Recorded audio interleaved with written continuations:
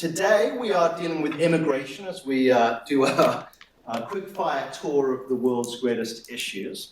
And it's really a huge pleasure to introduce Gil Guerra. For one reason is that Gil is a Swarthmore alum, and in fact was one of my students. I should say, a superb student, unsurprisingly. Since then, Gil has been a George Mitchell Scholar in Northern Ireland. Gil has also been on fellowships at the Aspen Institute, the Hudson Institute, and the Herzog Foundation. In fact, the only fellowship that he has not been on is the Fellowship of the Ring. He's currently an immigration policy analyst at the Niskanen Center, and he's published a lot of different articles already in very prestigious venues. So for reasons of Swarty loyalty and for reasons of substantive knowledge, Gil is a superb person to give us a sense of what the map of immigration policy looks like today. It's certainly a hot button issue with Trump. So we'll do our kind of usual presentation, maybe 30, 40 minutes or so, and then we'll have plenty of time for questions. So please write down your questions. Let's get a lively debate, and we'll end the first half of the semester on a high note. So, Gil, over to you.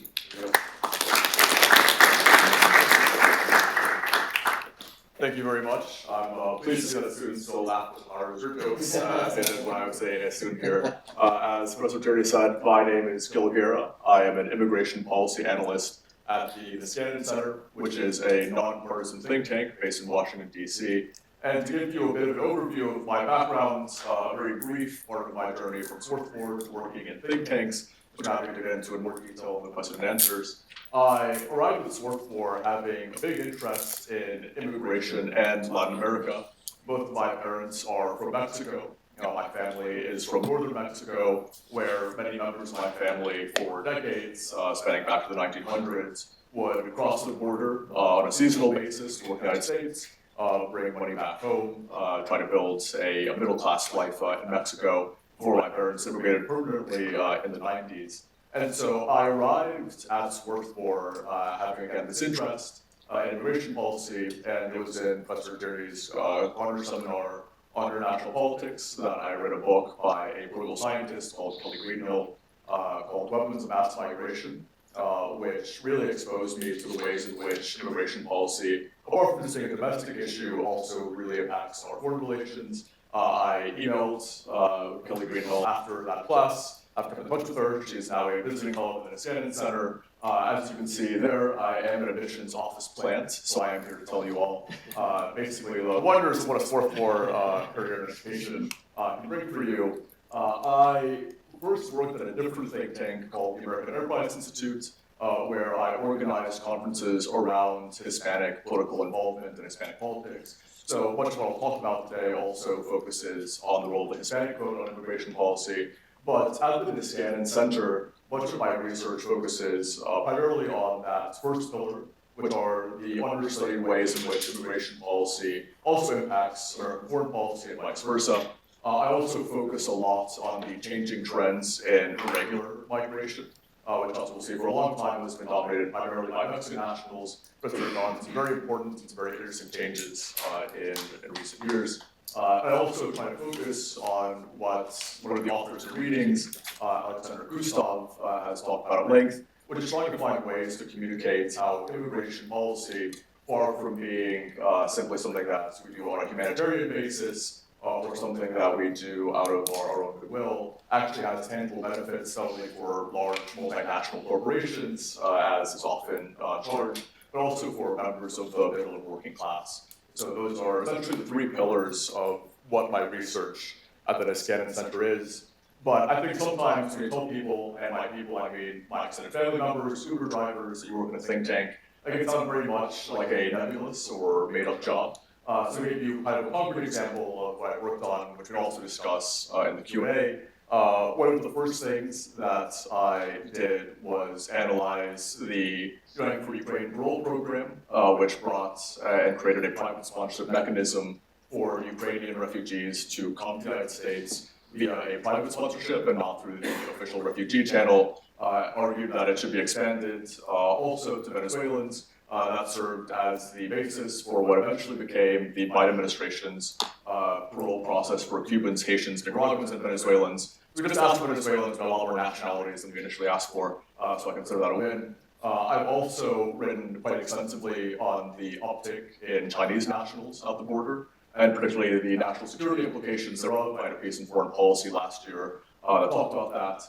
And more recently, I have been writing on a more public venue for publications like The Dispatch on some of the recent changes, such as the repeal of birthright citizenship the administration just introduced. I have a piece coming out next week on gold card visa, so very much in line with responding to some of the major changes happening in immigration policy. But for the rest of this talk, what I want to substantively cover are what the overall theme of this course is, which is understanding what the drivers of immigration policy are, understanding how different political factions view immigration policy and why their assumptions matter, as well as covering some of the readings. So we'll begin with talking about what the primary drivers of immigration policy have been. We'll talk a little bit about some of the findings and the reading you had with Gustav. And then we'll talk more about what I see as an undercovered aspect of this, which is really the legacy and the role of Hispanic and probably Mexican immigration for so long in the United States. We'll then go into why that matters. I think a lot of times we really cover the top line number of how many immigrants are coming, and we don't pay enough attention to who is coming and how does that actually both impact policy, but also impact social narrative. So we'll talk a little bit about a very rough stage theory of irregular migration since 2000, as well as the partisan explanations for this, and what explanations exist outside of the purely political and economic realms for what this is happening. And then we'll end by discussing, again, some recent actions the Trump administration has taken, and also some policy scenarios and trajectories of things that me and my team at the Niskanen Center are currently monitoring. So to begin, one of the major findings that Gustav talks about, he noticed it briefly in the reading that you had, but also more broadly in his work overall, is that immigration is broadly popular in the United States. I think that right now we are, as you can see there, in a bit of a downturn for how many people overall think it's a good thing. But nevertheless, it is something that people in the United States, broadly speaking, have historically seen as a positive force. But despite this, if you see this other poll being asked during the same time frame for Gallup, people, despite overall seeing immigration as a net positive for the country, are also increasingly desiring for less of it at the same time. And one of the major drivers behind this is that the people who are broadly in support of immigration are, one, relatively weak supporters. We ask them questions on an agree or strongly agree basis. They tend to be much more proportionately towards the agree side, so their feelings for it aren't that intense. Whereas the people who are opposed to immigration, apart from having it as their number one issue, are also strongly opposed to it, which I think has motivated a very, even though it's smaller in terms of the overall public opinion coalition, a very motivated faction of policymakers, politicians, and activists who are very opposed to immigration. You can very much see the impact of this, especially in recent years as it ends there. So that's one of the public policy, more theoretical sides. One of the things that I focus on is basically the role of what it's meant for so many policymakers, even if they're on the younger side, such as our Vice President, J.D. Vance, who is an older millennial, for so many of them to have grown up in a political ecosystem and a policy ecosystem where the vast majority of irregular migration, as you can see here, was with Mexican nationals who were overwhelmingly single young men who were coming here, again, to work on a oftentimes temporary, seasonal basis, who very much had not as much of a political inclination or characteristic about them. You can see there, for most of the 90s and 80s, these numbers were very similar. Over 90% of encounters at the border were with Mexican nationals. I think that had a number of effects. One, you can see here, for example, the largest foreign-born demographic per state and how it's changed over time. So that's 1970. Mexicans are still mostly concentrated in the Southwest, but you have a lot of Germans in the Middle West. You have a number of Italians still in the Northeast there. By the year 2000, as you can see, that's a pretty massive shift that's occurred as people wound up settling overall. Now it's much more monolithic. And then even more recently, as you can see, there has been a bit of a change in the overall migration settlement patterns, but it overwhelmingly still is something that is dominated largely by Mexican nationals and their descendants. So what this has meant for me, I think first it really entrenched an economic view of irregular immigration. Professor Bonan is not here, so I can really trash on the economic discipline for a little bit, because even though I do think it explains quite a lot, I think it misses some things. And one of the things that it's created in the minds of both policymakers and the public is that the primary motivation for coming to the United States was an economic one. And because it was an economic one, you could then create incentives and disincentives on an economic basis, assuming that immigrants are rational actors acting under a cost-benefit analysis to either encourage or deter immigration.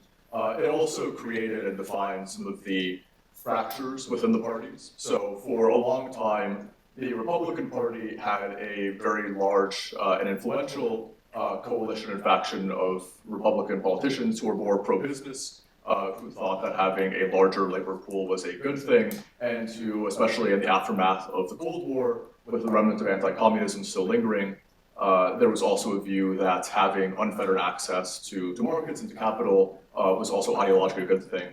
Whereas, as we'll see in a little bit, there were also some pro-labor Democrats who were opposed to irregular immigration or policies like amnesty or increased levels of immigration on the basis that they believe that it harms members of the working class. On a cultural basis, it also made it so that there were demographic anxieties that were going from something more akin to the melting pot, where again, as you saw previously, as early as the 1970s, there were still many European different nationalities and demographics, whether it was Italians and Germans, etc., who were all seen as not really quite dominating yet the overall immigration and demographic trajectory of the United States. So one where, because so much of irregular migration and family-based migration following that came from Mexico, there was a real fear of what has now become called replacement theory, which is basically that the Mexican minority was going to become so influential and overtake the native minority that it would have devastating, in their eyes, consequences politically and graphically. But it also made it so that the parties became very interested in courting the Hispanic vote, which was at the time conflated with Mexican-American interests, which were revolving around immigration, as we'll get into a bit more, which really set the tone for how these parties viewed and interacted and courted voters on immigration policy. And lastly, it also for many years really entrenched the United States with the view that in its foreign relations, in terms of how it negotiates immigration policy with other states, that the main framework it can use is vis-a-vis a country like Mexico, where so many remittances, so many seasonal work, all of that, the importance of that for the Mexican economy, and also Mexico's relatively weak state coming out of the democratic transition in the 2000s, made it so the United States got very accustomed also to holding all the leverage when it came to immigration matters on a bilateral basis. So to talk a little bit more about why the economic policy matters and how it's changed over the years, this is from a story on Bernie Sanders' 2016 primary campaign run. As you can see there, much of what he talks about is on how, in his view, and this is oftentimes for most of the early 2000s in particular, the view of labor unions, the view of people more associated with the labor left and Democratic Party, which was more skeptical of immigration, which again underscored and underlined this skepticism of having a workforce that was primarily more educated that could then compete with the working class. You see those fissures still today. As recently as this January, Bernie Sanders, who is still in office, wrote an op-ed for Fox News bashing the H-1B visa program for highly skilled immigration now. So that's an example of how some of the remnants of this overall economic argument and policy have remained still prevalent in the parties, even as they're resorting and readjusting to changes in immigration policy. It's also had, again, a very big impact on the cultural narrative. There were, just as for one example, some major books written in the 2000s that had a very negative outlook for what the effects politically and culturally of Hispanic migration to the United States would be. One of which was, I think, in my view, far more reasoned and intelligent, although still fundamentally incorrect, was Samuel Huntington's, we may have encountered in your IR classes, Who Are We?, which basically argued that because we had never before had so much immigration from a single source country, because of the proximity of Mexico to the United States, which meant that people could travel back easier because of the historical ownership of Mexico of different southwestern states. There were much larger challenges in assimilation for Mexican Americans than there were for these immigration groups. I think that there were already signs that that hypothesis was wrong at the time we wrote it. I think it's been thoroughly discredited now in the recent election. But it also had a much uglier term, which the other book illustrates. If you are familiar with Ann Coulter or have come across her, I think she's fallen a bit out of favor compared to other right-wing influencers at this point, but she was hugely influential at the time in the early to mid-2000s afterwards, and that was very emblematic of some of the skepticisms and views that people had culturally on the Republican right. One of the readings that you had, which was from The Atlantic, addresses the other side of this, apart from the demographic anxieties, which is this desire to court the emerging Hispanic votes. This is Roger Carver's piece in The Atlantic, which essentially argues that Democrats over-index on how much immigration matters, in large part because their policy staffers, who were highly educated college graduates, were not actually representative of the Hispanic voting and working class there.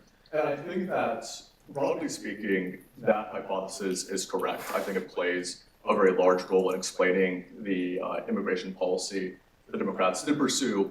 At the same time, I think what it misses is that at the time that these new immigration policies were forming, many of the Hispanic voters themselves were naturalized citizens who, again, were Mexican American, who actually did prioritize at the time immigration policy. And I think what both parties have missed, as we'll see in the next slide, as the Republican Party also talked about the natural inclination of Hispanics to be conservatives, on the other hand, is that for Hispanic voters more broadly, it seems that the overall determining trajectories and things that they vote based on are not necessarily directly related to their ethnicity. And I think that a lot of what we saw, for example, in 2020 and more recently in 2024 is less about the parties necessarily switching their stances on immigration. As this report from the 2012 Republican autopsy after Mitt Romney lost, which very much blamed it on his immigration policy stance and looked for that, said there was this view that you could change that via immigration policy. But I think a lot of it has to do more with the fact that if you compare, for example, how many Hispanic voters without a college degree switch to the Republican Party, it falls a lot more in line with how white voters tend to vote on educational and gender lines basis. So I think in that case, both parties got it wrong, even if they very much clung to it. When I arrived at Swarthmore myself in August 2015, for example, this was the leading polls at the time, which were very much propped up by this theory that the future Republican Party would be kind of a more pro-immigration center-right. As you can see there, Jeb Bush was the leading candidate. He had a book called Immigration Wars that embraced comprehensive immigration reform. His wife was Mexican national. He was very much seen at the time as sort of being the emblem of this trajectory in the GOP. Scott Walker had somewhat of a mixed record on immigration, but was still much more moderate than the others. Marco Rubio also was famously tied to a bill known as the Gang of Eight in 2013, which was an attempt at comprehensive immigration reform, which he still stood by in the early parts of the primary. For the most vocally anti-immigrant candidates, initially Donald Trump was at 1%, again as recently as August of 2015 there, but we all know how that turned out. That's all to say, the view that these parties had, I think, did transcend partisan politics. For a bit, did have a very deep reach on how they viewed and approached immigration policy, even if it was out of line with what a lot of the populace at the time wanted. And for the foreign relations part, I think that this is something that we still get to really fully grapple with. Overall, this is from just last year, where Speaker Mike Johnson in describing Mexico basically had this view of it that the US has had for a long time, which is simply that because we have so much more economic leverage, that we can simply make Mexico and other countries do what we want on immigration, which I think is increasingly not true. So to go over just bit by bit why all of these narratives are inadequate for the current moment and what they've changed, I think that first the economic rationalization view and theory of why people migrate, which again was true for the most part when the majority of people coming were Mexican nationals or single men, really does not account for things that fall outside the realm of economics and benefit now. We can talk about social media a bit later in the presentation, but it also has to do with the role of diasporas, of family reunification, for example, especially from Central America, as people from family units would come to the United States, wait a few years, and then have other people also follow them back. On a cultural basis, the success that the Republican Party has had with Hispanic voters, while also embracing a very restrictive policy, especially in recent years, I think has very much shattered the consensus that immigration policy was the way to court these voters overall. And it's also very much in line with the trend the GOP has had in recent years, which again is turning away from globalization, has very much ostracized the more traditional pro-business faction, and there's been a real lack of arguments on the right for immigration that have emerged since. And then finally on the geopolitical angle, I think that as more and more voters become aware of immigration, the US has had to deal not only with Mexico, but also with other countries that serve as transit or sending countries. And the leverage there has also changed very much, even if we are slow to respond to it. So to go over the stages of what exactly has changed that has led to those narratives no longer being as useful. Again, this is the same chart as earlier. It just demonstrates just how lopsided and monolithic irregular immigration at the southern border was for most of, again, the 80s, 90s, all the way up until the early 2010s. What really changes, starting, as you can see there, late into Obama's second term, is that we start seeing more migration from Central America, which you might think is not so different on a cultural basis from migration from Mexico, for example. It's a similar, same language, oftentimes some similar demographics. But what really changes, as you can see here, are the number of people arriving in family units. The number of, and the kind of migrant who was arriving very much went from a single man coming for economic purposes to families coming and sending either children by themselves or coming also as family units, and for a system that was designed entirely to, when there was detainment, to detain young single men. All of a sudden the problems of detaining families became something that our immigration system was simply not prepared for. As you can see, there was a very large spike during the Trump administration as well, which led to the family separation scandal and crisis during his first term, which also had an outsized impact on immigration policy afterwards, both on public opinion, which became much more pro-immigrant following that scandal, and also on the Trump administration backing down from that policy after public backlash for a number of months, and also becoming more interested in pursuing bipartisan immigration reforms as a way of atoning for it afterwards. So again, that's one example of how even a small shift simply in the demographic makeup can actually impact immigration policy quite a lot. Following that, again, there was this narrative up to that point that immigration, again, was still primarily economic.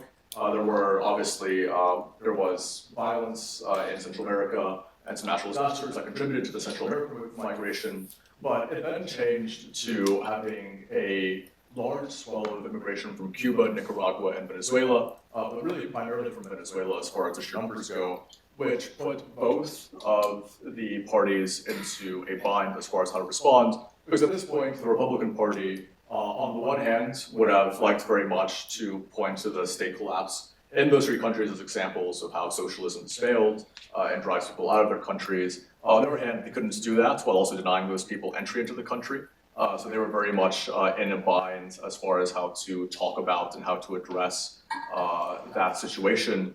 A lot of the theories as to why the US had intervened earlier when Nicolas Maduro in Venezuela first took power, for example, is that the Trump administration very much wanted to avoid an immigration wave in the event of more turmoil inside Venezuela, and that's something that the Venezuelan administration and regime very much understood. On the Democratic side, it also was something that for them, they very much did not want to be cast as, or did not want to be framed as being primarily necessarily political motive, especially in light of the Obama-era doctrine of reconciling more with Cuba, but also wanted to try to capitalize on that, which led to some later Biden administration policies targeted directly towards those countries.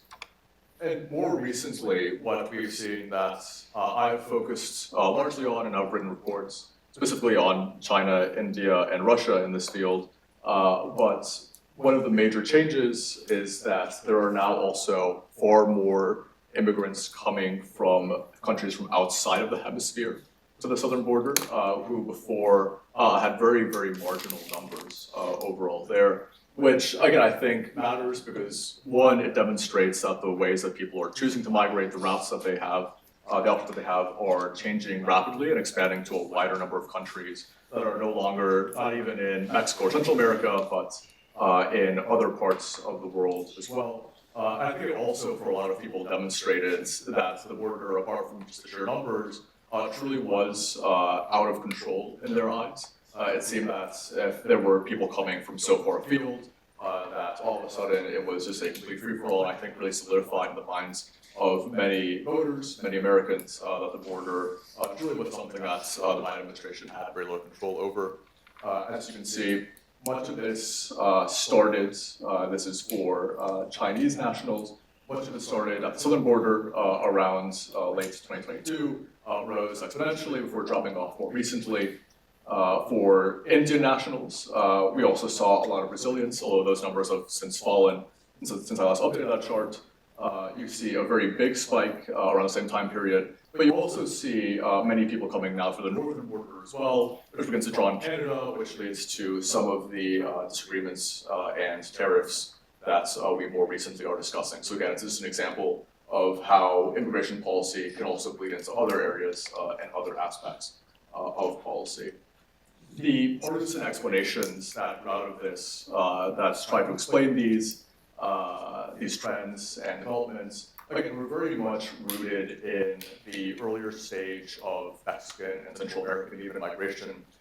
Democrats came to officially endorse something known as root causes theory, which again, from an economic perspective, really focused on solving the push factors which within these countries. It basically held that the reason why people leave their countries is because there are no jobs, there's violence and insecurity, or political turmoil, and therefore the way to stop irregular migration is to first fix the conditions within the countries. There are some weaknesses, I think, with this. The first is that I don't think it actually very clearly predicts, or even in hindsight explains, why some nationalities surged when others didn't. There are some countries, for example, that have been much poorer than Mexico for the entire duration that most immigration at the southern border was Mexican, who nevertheless did not send people in large countries. So again, there's sort of a poor explanatory factor there. It also, again, assumes that you can financially incentivize someone out of something like reuniting with their family members. You know, it assumed that if there was someone in Honduras who had a brother, or a sister, or a parent in the United States, as long as you gave them a job in Honduras that paid an adequate wage, they would not want to migrate to the United States to reunite with that family member. I don't know how many of you would take a 10% increase in wages to never see your mother again, but I certainly wouldn't, and I think most people wouldn't also. So it had that weakness as well as far as the actual policy implementation of it. And it also really only works on a long-term basis to the degree that these policy solutions can be implemented. They came at a time where the Democratic Party was really struggling with a surge in migration that had to be addressed and fixed very quickly in order to escape electoral consequences. but because investment and job creation has a much longer time horizon than some of the other measures that are often implemented, such as border controls. It also has that. It's also very convenient for the states that are sending states, for example, because it basically gives them an out where their solution is that they get more money from the United States, which obviously they're going to push for and they're going to be very happy about. But it also oftentimes, for example, if you're trying to give a state like Honduras more aid, but you're trying to condition it also on anti-corruption measures or on measures for political stability, then the government in power might try to reject that aid or condition it on you not intervening in other domestic areas. So it had that weakness. The Republican explanation is one that is not as officially endorsed or put forth in an actual policy document as the Democratic one, but it is one that is repeated over and over again, that also, I think, relies very much on a domestic impetus. It basically holds that the entire reason why we saw a surge in irregular migration is purely because of democratic weakness and policies. They're oftentimes vague on the policies that actually led to this, that essentially created massive pull factors for migrants who saw this as an opportunity to come to the United States for free, and that in response to that, the main thing that you can do to deter irregular migration is to impose costs on the migrants to make it harder and costlier to reach the United States overall. So again, this also has, in my view, some pretty significant weaknesses. It ignores, for example, the fact that there was state collapse in Haiti during this time period, for example, and also very significant economic downturns in places like Cuba, to say nothing of the political crisis in Venezuela. That also, I think, explains some of the surge in outflow here, in addition to other things around the world. You can think of, for example, the Russian invasion of Ukraine, something that temporarily caused Ukrainian border numbers to surge for us. I do think there is a role for circumstantial events that do drive migration in that sense. It also doesn't account for some of the policy changes the Biden administration did make later into their term, which were meant to deter these waves of migration. Again, it assumes that migrants are rational and fully informed actors who are every day parsing minute changes in border policy to determine whether or not they will change, which I think is simply inaccurate. And it also, I think, because it wants to pin the blame so squarely on domestic political opponents, overlooks the role of foreign political opponents. So much of what I've written about recently also is the role that states like Nicaragua in particular have had in funneling irregular migration towards the US as a political weapon for that. So apart from those two partisan theories, what I think is oftentimes an easy mistake to make when you're analyzing a political or economic problem is to try to find political and economic explanations, since those are the ones that seem to be the most intuitive.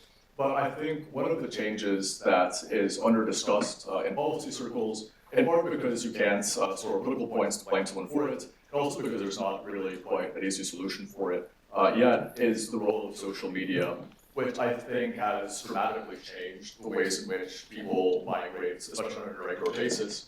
But the way that everyone in the history of the United States, at least, has migrated is almost entirely through channels of information that are oftentimes tied, again, to a family member, that are tied to a religious group or a political group, a neighbor or a friend.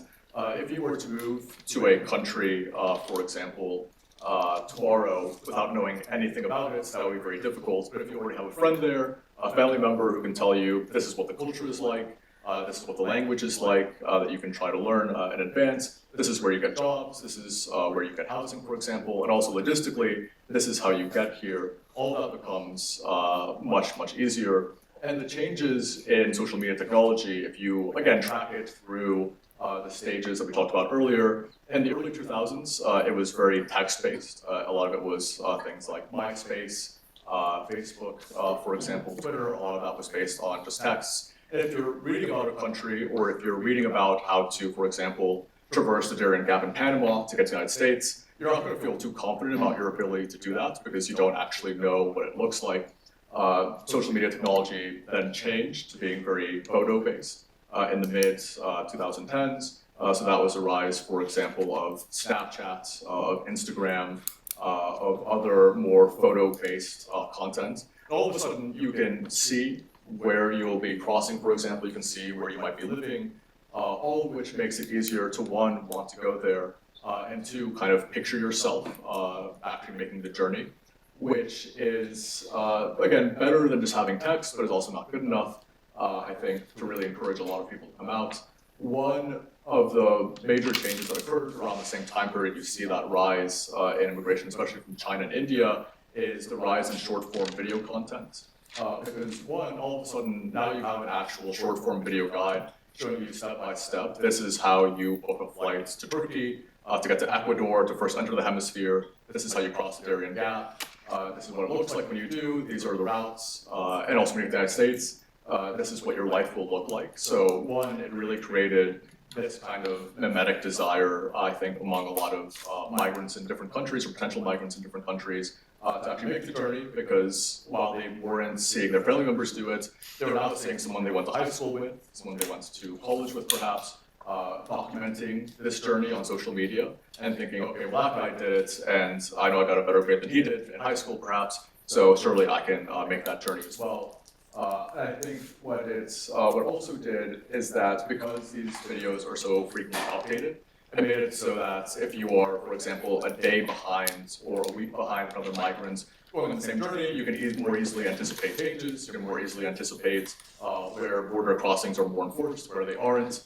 It basically changed the power calculus on that side of information to the side of people who wanted to migrate irregularly. So that, again, is one example of how factors that don't have a partisan leaning or even a political or economic explanation can really impact things like immigration policy. To wrap up, before we go on to some Q&A, I also want to give you a preview of what some different policy scenarios and outcomes will look like.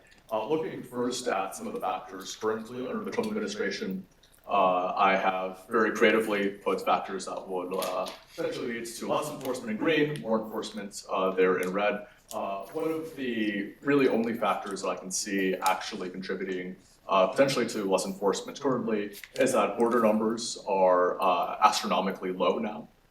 They have reached the lowest number that they have been in decades following the crackdown in January. And I think what that could lead to overall is a sense that we have one victory. We want to declare victory and kind of move on from this and focus on other issues within the agenda. At the same time, there is still, I think, a growing skepticism of immigration. Within the public. There still is a sense that there's a mandate that one of the things, apart from lowering costs, that Donald Trump was looking to do was to crack down on immigration. So that is, again, although overall people remain pro-immigration on a more abstract level, there's also a greater share of people in the US who are skeptical of it. There's no real narrative currently within the GOP that is in favor of immigration apart from the old one, which has been discredited. One of the things that I try to work on is kind of arguing for more immigration on national security grounds, but I think given how relegated even the China hawks in the administration have been currently at present, that's something that has really not held any water or really been that persuasive. So there's not really a faction within the party that is well organized around a cohesive, more pro-immigration argument. And there is a very highly motivated ideological faction of people like Stephen Miller, people like Tom Homan, who very much believe in this as a very serious and personal cause, who do have a lot of influence in the administration and will not be easily persuaded to give it up. So as far as what could happen, in contrast to what is currently happening, to actually get the administration to scale back. I think that there are a lot of currently dangerous humanitarian things that are occurring as far as immigrant detention goes. We saw how quickly public opinion flipped in his last administration following the family separation scandal, for example. I wouldn't be surprised if something like that surfaces again, given the sheer volume of deportations happening. There's always a risk, for example, of a US citizen being deported, a veteran being deported, something along those lines. I think could actually change public opinion fairly quickly. There's also some economic pressure from people loosely in the Musk orbit of the administration, who rely on things like H-1B visas for their workforces that could lead to some change in high-skilled immigration policy. We've seen some early signs of this in the gold visa proposal, gold card visa proposal, for example, which is not something that was in any of the original policy prescriptions or documents that any of the pro-Trump think tanks outlined ahead of time. And there's also the possibility that these immigration crackdowns lead to severe worker shortages, particularly among Republican constituencies, which tend to be, again, in farming, construction, hospitality, or that in the event that we do enter an economic recession, the costs of detaining people are actually very, very high. So that is something that could also be seen, especially as the overall narrative is cutting back on government waste and government spending, something that the administration might scale back to change. There's also ways that it could get worse. There's many things I think that could lead to even greater immigration enforcement. One of them is a crime incident similar to what we saw with Lincoln Riley, where there is a migrants perpetrated crime that then gets picked up by national media and used as a pretext for more policy changes. In that sense, there are many potential political disputes. I limited myself to the number of countries there, but we've had potential rifts or breaks with all of these countries, for example, more recently that could lead to those countries using something like no longer cooperating with us on immigration controls along the routes, or no longer accepting repatriations that could lead to more of a crackdown on our part as well. And again, there's always a possibility that despite the currently low numbers, that something major happens in the hemisphere that leads to an upswell in movements throughout the hemisphere and towards the US. To conclude with some developments that my team is currently tracking that we expect to see within the next few months. One of them is the return of the 212F nationality ban, which would be used to deny entries for people of a certain nationality, all entries. It was previously known under the first amendment as the Muslim ban, and we expect to see that occur again.